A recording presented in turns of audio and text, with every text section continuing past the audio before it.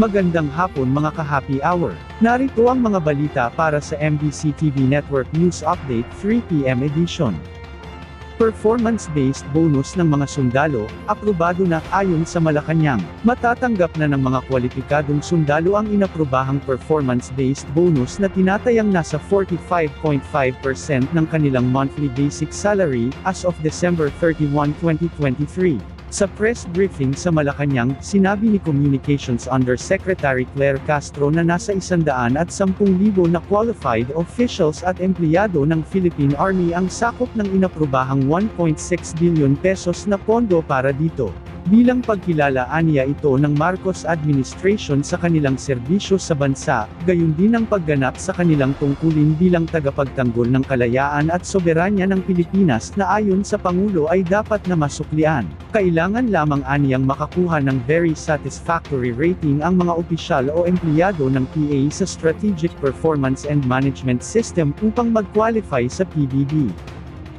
Kailangan makakuha ng very satisfactory rating ng mga opisyal at empleyado ng AFP sa Strategic Performance and Management System para makatanggap ng performance-based bonus.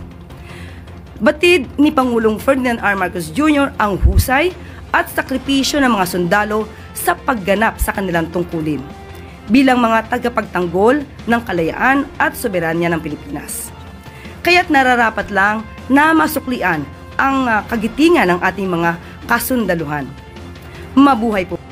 Samantala, mga local farmers, hindi kontento sa total import ban sa mga bigas. Nagkukumahog ngayon ang mga lokal na magsasaka dahil sa nananatiling mababa ang farm gate prices ng mga palay. Ayon sa Samahang Industriya ng Agrikultura, na dapat ay magpatupad ang gobyerno na ng 5 piso na kada kilo na support price at bawiin ang taripa sa mga imported na bigas. Ibinunyag din nila na walang epekto ang palpak ang ipinatupad na import ban dahil hindi nito napataas ang farm gate price ng mga bigas na ito, ay nananatili sa pagitan ng 10 hanggang 12 piso kada kilo, habang sa ibang lugar, ay umabot pa ng 8 piso kada kilo. Inaasahan pa na mas bababa ang presyo sa susunod na buwan dahil sa panahon ng anihan, na iparating na nila ang kanilang hinaing sa Department of Agriculture at umaasang matutugunan ang kanilang hiling.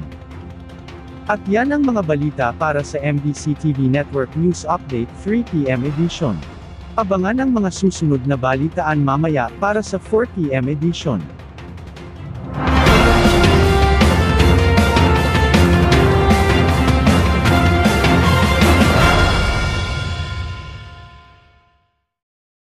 Mga ka-happy hour, kung gusto mong manood ang mga balita sa MBC TV Network News Update, mag-subscribe sa aming YouTube channel, i-like ang aming Facebook page, at i-follow sa aming TikTok account.